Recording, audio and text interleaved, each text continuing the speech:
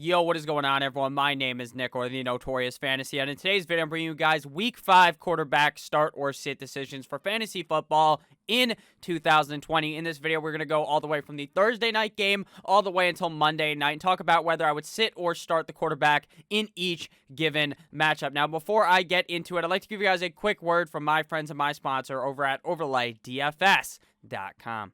OverlayDFS.com is the best place to play daily fantasy sports on the whole World Wide Web. Now, how does it work, you might ask? In the Matchup Shop, their new game that they debuted for the 2020 NFL season, it is simple. You are picking players head to head based upon who is going to score more fantasy football points, plus or minus the spread. Now, in the instance of the Thursday games, two of them have the spread. Tom Brady, minus 9.5 versus Nick Foles, and then Nick Foles gets plus 9.5, and then Anthony Miller gets plus 0 versus Jimmy Graham plus 0. So pretty much all it is, who scores more fantasy points, plus or minus the spread. I make videos every single week on this, so make sure you guys check that out. If you want to win some money, make sure you guys use that knowledge that you put every single week to win your fantasy lineups. Why not win some young moolah baby in these games? Check it out, OverlayDFS.com. And we are back. Please make sure to check out OverlayDFS.com, link down below in the description. And if you guys do end up enjoying this video at all, you have a great time, make sure you hit that subscribe button down below, because not only is it free, I put out content every single day to help you guys win that 2020 Fantasy Football Championship. So without further ado, let's get right into it. Week 5 quarterback start or sit decisions. We begin with the Thursday night football matchup. between the Tampa Bay Buccaneers and the Chicago Bears in Chicago. In this game, I don't like either quarterback really to put up a big spot in this game, Tom Brady or 9-inch Nick. In reality, I kind of have no idea who is going to win this game. Right now, the Bucs are favored, but that doesn't necessarily mean that I think they're going to win. I really have no good read on this game. I think 9-inch Nick Foles dominates Tom Brady's brain because of how he beat him in the Super Bowl, but I'm not too sure Tom Brady would lose this game. But the problem here is there's a lot of banged up wide receivers here for this Buccaneers offense, so I'm not too sure that Tom Brady will do all that good with Godwin out and Evans banged up. And I'm just not too sure how high scoring this game will be. Personally, I believe this will kind of be a lower scoring kind of game. That's not the most fun to watch. Obviously, if you're looking for some offensive football. So with that said, I don't really like either quarterback in this matchup. Would I be surprised if both these motherfuckers combined for 5 total touchdowns? No, I would not. But would I also be surprised if it was like each guy throwing maybe a touchdown and the others getting ran in?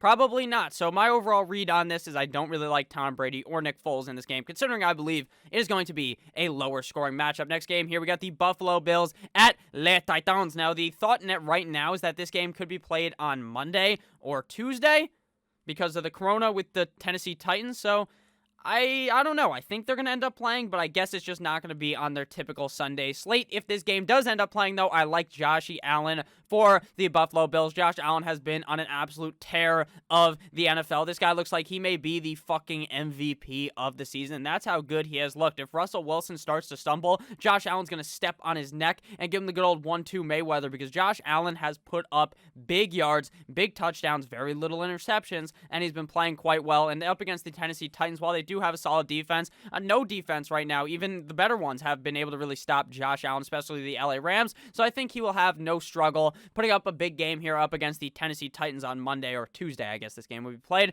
For the Titans, I'm not going to be starting Ryan Tannehill, Corey Davis on the COVID IR, A.J. Brown coming back, maybe hurt, or probably is still a bit banged up. I just don't really love this game for the Titans. I think the Bills' defense is very good. I think here we're going to see a heavy dose of Derrick Henry, since the Bills' run defense isn't as amazing as their pass defense. Next game here, we got the Jacksonville Jaguars at the Houston Texans. In this game, I like both quarterbacks in this affair. Now, the Houston Texans did end up firing their head coach / GM, Bill O'Brien. B.O.B. got the fuck out of there. Now, Romeo Crennel is the interim head coach. What does that mean? I have no idea. This team is either going to be fired up and ready to roll and ready to give a good old 1-2 straight to the Jaguars, or them not having Bill O'Brien on a week here might screw them over. So I really have no idea how to read this. But for the Jacksonville Jaguars, I know for a fact that I like Gardner Minshew. This Houston Texans defense got a bit torn up last week by Kirk Cousins, who's typically not the greatest quarterback, more of a game manager. So with that said, I think Gardner Minshew's in for a big one here up against the Houston Texans. For Deshaun Watson, while I don't have a complete read on this game, I just feel like it's hard to not hard to shit Deshaun Watson, hard to sit Deshaun Watson due to the fact of how talented the guy is as well as the wide receiver options around him. So I think Deshaun Watson should have no struggle to finish as a top 12 quarterback on the week. Next game here, we got the Cincinnati Bengals at the Baltimore Ravens. Now, I like Joe Burrow in this game. Big Dick Joe is going to come into Baltimore here and prove himself to be the good quarterback that he has been. Obviously, the fact that the Ravens defense is pretty good is worrisome considering that Cincinnati Bengals offensive line is brittle. It is so fucking bad, and Joe might get laid on his ass a couple of times, but he's also going to be laying his pipe straight to the Ravens defense a couple of times in this game. Joe Burrow has been very good thus far this season. I don't expect that to stop up against a big opponent here in the Baltimore Ravens. I think this is where we see Joe Burrow's true colors playing up against a big team. Lamar Jackson is an insta-lock every single week. This is not the scenario of a game where the Bengals get down big, or where the Ravens, I should say, get down in the game and kind of have to pass back in. And Lamar Jackson just frankly is not good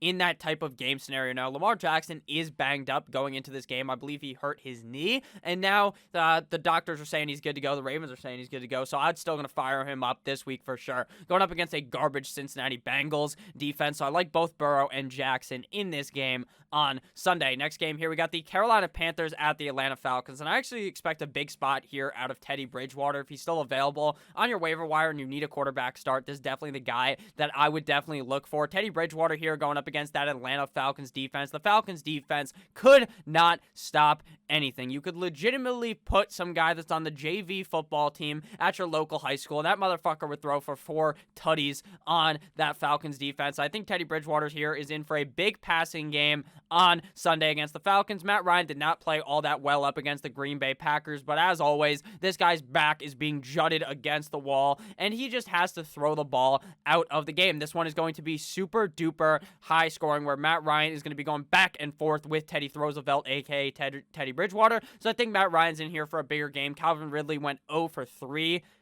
Looking like Shaq from the fucking free throw line last week, or maybe it was even worse than that. I know for a fact he didn't catch a single ball, and at one point they put it on the screen that he was 0 for 3. So very disappointing game out of Calvin Ridley, but I expect all the Falcons players to bounce back here. With or without Julio Jones, I think Matty Ice has a great game on Sunday. Next game here, we got the Las Vegas Raiders at the Kansas City Chiefs, and this is an easy one for Patrick Mahomes. Now, it turned out that the Patriots had the big Rona, Stephon Gilmore did, and he hugged Patrick Mahomes, so I'm not too sure if this game is in jeopardy either. I think this one should be fine, though, going up against the Raiders in Arrowhead. I think that Patrick Mahomes is a lock every single week, obviously, for your lineup, unless he's playing up against a super tough defense, and even in that case, you're probably going to trust the Super Bowl fucking MVP, the big boy, Pat Mahomes, and here up against the Raiders. I think it is a solid matchup for the Kansas City Chiefs. For Derek Carr, he's always kind of that quarterback that you don't want to start, but is always okay if you're in like a 2-quarterback league, but for 1-quarterback league purposes, just really not all that much upside, in my opinion, up against the Kansas City Chiefs. If you guys have enjoyed this video thus far, please make sure to hit that subscribe button down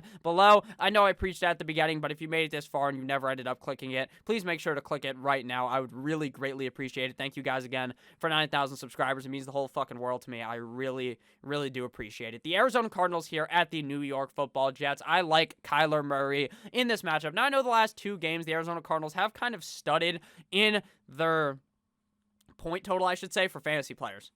Well, I shouldn't really say for fantasy, because Kyler has been fine in fantasy. It just seems like the team has kind of stunted its growth from the first 2 weeks. The first 2 weeks, they were rolling teams. They were looking like one of the better offenses in the NFL. The last 2 weeks, they were not looking as hot. Now he gets the New York Football Jets. Kyler Murray should be going 20 inches deep in that New York Jets defense, so I love Kyler Murray in this matchup. For the Jets, they're starting Joe Cool Joe Flacco in this game. Makes no sense. I don't know, did Sam Darnold get fucking mono or something? Is he seeing ghosts? Because why the fuck is Joe Flacco starting? Sam Darnold was hurt in the game, right, on Thursday night up against the Denver Broncos, and then he comes back into the game, plays pretty well. But now he's sitting? Are they trading him? Like, what the fuck is happening? I don't understand, but Joe Cool starting, and it's not going to be Joe Cool to be playing him in your lineup this week. Next matchup, we got the Philadelphia Eagles at the Steel Curtain, the Pittsburgh Steelers. In this one, I like Big Ben Roethlisberger. Last week, the Steelers had their bye in an unorthodox week 4 bye, which is very weird, obviously, due to the coronavirus. The Philadelphia Eagles look like an absolute dumpster fire of a team. Obviously, they beat the San Francisco 49ers last week. Nick Mullins was looking like small dick Nick Mullins, and then Big Dick Beathard came in, tried to lead them to a win, and obviously the Eagles came out victorious. Carson Wentz looked like absolute dick cheese, though. He's definitely a guy I'm looking to sit. I would probably cut him if I had him on my team. The Ginger God is not looking very good as of recently. For the Pittsburgh Steelers, like I said, Big Ben is a start. I expect them to play pretty good up against this Eagles defense. The only reason why I feel like we didn't see the 49ers play all that good last week is due to the fact that that offense is just a mishmash of injured fucking guys and a backup quarterback. In this game, likely, if it was Jimmy G, the Eagles probably would have lost. Next game here, we got the LA Rams at the Washington football team. Now, the Washington football team also with an unorthodox move of benching the guy they drafted in the first round last year, who hasn't even really gotten all that much of a chance, in Dwayne Trash Can Hash Cans. Now, the Los Angeles Rams are starting Jared Goff. Jared Goff didn't play all that good last week up against the New York Football Giants, but here playing the same division, I expect a big bounce-back game out of the Golfinada. And for the Washington football team, like I said, Kyle Allen is going to be starting. Is Kyle Allen even that much better than Dwayne Haskins? I mean, Dwayne Haskins, all he does is he just doesn't lose the game for them. He doesn't win the game for them because he doesn't make any big plays, but he also doesn't make any decisions that are really going to fail the Washington football team. So I don't really understand the benching of him. Does this help the offense? I don't really know, and if it does, I feel like it's very ever so slightly that it probably wouldn't mean anything, but for fantasy football, I'm definitely not looking to start Kyle Allen. Definitely against this Rams defense. The Rams defense has looked excellent this year. Now, next game here, we got the Dolphins at the San Francisco 49ers. Now, Ryan Fitzpatrick, I don't know what Brian Flores is thinking. Now, he's like, yeah, I want to kind of edge Tua and want to make sure that we wait a little bit longer. Just fucking play him. Just fucking play him, man. We're down. I'm a Dolphins fan. I'm wearing a Dolphins hat. We're fucking 1-3. We are 1-3, and you are not going to be playing Tua Tagovailoa, who could save this fucking franchise. You're going to let in Ryan Fitzpatrick. The thing with Ryan Fitzpatrick is he's very good in the fourth quarter because all the fucks he gives are gone. By 4 quarters into the game, he's just trying to come back, and then he's making all these plays. But early in the game, he plays like a fucking pussy. He's just not making all these big decisions. Whereas in the later game, he doesn't give a fuck. He's heaving it. It's a fun time. But for the beginning, not going to look too good here up against the 49ers. I do not expect Ryan Fitzpatrick to have all that great of a streaming week at the quarterback position. For the Niners, it seems like Jimmy G, sexy Jimmy, whatever you like to call him, Jimmy GQ, the most beautiful man on earth, according to most 49ers fans. Jimmy Guap is not going to be a start this week. I feel like he is going to be the starting quarterback, but I feel like he's going to be hobbled in this game. I don't expect him to put up all that big of a game up against the Dolphins when they could probably just run it straight down our throats. And if CJ Beathard was to play, who I think would be the starting quarterback since Mullins looked so bad on Monday night, I would expect Beathard to be a sit as well for me. Next game here, we got the New York Football Giants at the Cowboys. This is the beginning of the 4 o'clock slate. Actually, the last game was, but none of these 4 o'clock games look very good at all. This game is going to be boring. Now, I'm not sure. It may be interesting if the Giants can clap back because that Cowboys defense is awful. It's so fucking bad that I almost think Daniel Jones is worthy of a start now. But from the beginning of the year, I said Daniel Jones was going to look like an absolute fucking dumbass slinging the rock in the first 4 games because that defense for the Giants is awful, and they were playing up against defenses that were very, very strong, and Daniel Jones was going to struggle in those games. Now he plays the Cowboys defense, who looks like some fucking Swiss cheese with the amount of holes in it. So I think Daniel Jones is going to look good in this game. I do think he is very risky this week, though, because this Giants offense has been so shit. But I feel like he's going to have a big game here, so I would start him. For Dakota Prescott, this is a lock for a huge week out of him. Last week played good against the Browns, even though they were down by a zillion fucking yards the whole game. Or points the whole game, I should say. This Giants defense also looking like some Swiss cheese, looking like some burnt Swiss cheese because they are fucking atrocious as well. Dak Prescott should be able to put up a great game here, may even be the #1 quarterback by the end of the week. Next game here, we got the New England Patriots at home going up against the Denver Broncos. Now, Brett Grip It and Rippin' It is going to be the starting quarterback likely for the Denver Broncos. Playing against the Patriots, so not a good matchup at all. And then the Patriots starting quarterback, is it Hoyer? Is it Stidham? I really have no idea.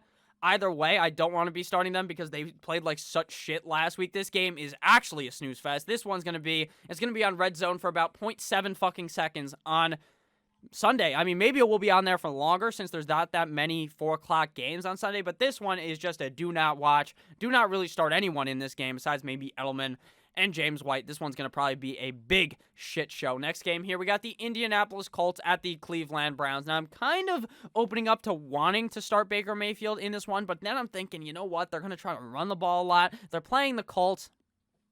Colts have a good pass defense, solid run defense. I don't think this one's going to be, I think it's going to be high scoring, but I don't think that it's going to be a lot due to the passing attack, in my opinion. I think that Phillip Rivers is a fine real-life quarterback, but for fantasy football against the Browns, I don't like it. And Baker Mayfield came off of an absolute heater of a week, and I think he kind of simmers down this week up against the Indianapolis Colts. Now, on to the Sunday night special between the Vikings at the Seattle Seahawks. Now, I have a big worry in this game for Mr. You Like That, Kirk Cousins. Kirk Cousins is the worst primetime football player you have ever seen. This guy on Sunday night, Monday night, Thursday night looks like a bag of dicks out there. He looks useless. He looks like a fucking mannequin in the pocket. He can't read anything. He couldn't even read a fucking children's book in the pocket on a primetime game. He's just awful. I don't think he's ever even won a primetime game. I actually think he won one a couple of years ago, but he's been absolute dick on primetime, and I don't expect that to really change here up against the Seattle Seahawks, but this is an amazing matchup for him, so I will take the risk this week up against the Seattle Seahawks, whose defense does not look very good. No longer that, what are they called? The Legion of Boom. They're more like the Legion of, I don't know, Legion of guys who can't stop the pass or the rush, maybe is what you would call them. I don't know. I kind of like Kirk Cousins in this game, but I do worry about the fact that he's so shit in prime time. Russell Wilson, probably the MVP, unless he slows down and Josh Allen ramps it up. Russell Wilson has been slinging. They've been letting Russ cook. And here up against the Minnesota Vikings defense, that literally, instead of the 12th man, you know how they call the Vikings fans the 12th man? On defense, the Vikings have like the 7th man because they have like 7 guys on defense, it seems like. Against the Houston Texans, they ended up losing. Just kidding, they ended up winning. But the Texans look good and the Texans look like shit. So it just proves to me here that the Seattle Seahawks are very good. Wouldn't also be surprised if this guy was the number 1 quarterback come the end of the week. And final game here, we got the Monday night special between the LA Superchargers at the New Orleans Saints. In this game, I like Drew Brees a whole bunch. Now, the Chargers defense is a bit banged up, and Drew Brees has looked very good. Now, this is a start really confidently if Michael Thomas, the slant god, the guy who gets a slant, stands up there, fucking flexes on everyone, hits them with this move, hits them with that move. He's doing everything. He's hitting the whoa. He's doing everything. He's doing the fucking Iggy shuffle after he literally catches like a 5-yard slant, but he helps Drew Brees out so much. So with that said, if Michael Thomas plays, I like him a lot here for Drew Brees, I should say, up against the Chargers. For the Chargers, Justin Herbert, the pervert, I think this is his first ever primetime game. I don't expect him to be absolute shit, but I don't expect him to be something special for this week in fantasy football. So thank you guys all for watching this video. Again, if you ended up enjoying, please make sure to hit that subscribe button down below. I put out content every single day, like I said off the rip of the video, so make sure you guys check that out. Hit that subscribe button down below, as well as the like button, as well as please make sure you guys check out overlaydfs.com. Link down below in the description. I love all of you motherfuckers. Thank you again for 9,000, 10,000. We coming for that ass. Thank you guys all for watching. I'll see you motherfuckers later with another banger of a video, as well as probably a live stream. Goodbye.